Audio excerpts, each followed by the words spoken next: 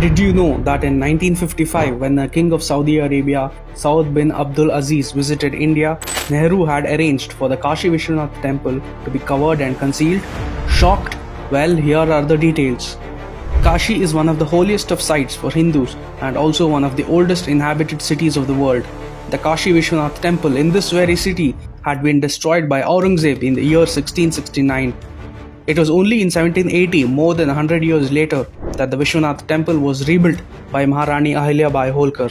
Jawaharlal Nehru, independent India's first Prime Minister, had an Anglophile upbringing.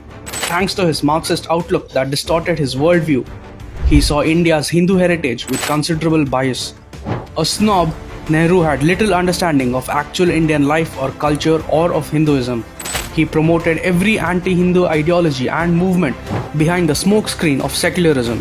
This anti-Hindu bias naturally seeped into his attitudes on Hindu temples. So when the Saudi king visited Kashi in 1955, Nehru had the temple covered so as to not offend the king. Not just this, visible government buildings were painted with the words Kalma Taiba. Pujas and Aartis were also stopped at all the various temples of Kashi for the duration that the Saudi king stayed in the city. Nehru had even arranged for a special train and coach to take the Saudi king from Delhi to Kashi.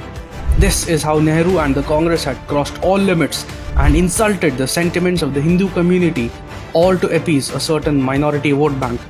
Today, the descendants of the same Nehru would have you believe that by just visiting a few temples during elections, they can fool voters.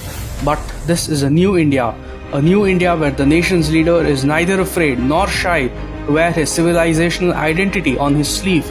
In this new India under Prime Minister Modi, temples such as Somnath, Kashi Vishwanath, Kedarnath and the Ayodhya Ram Mandir are being revamped and rebuilt.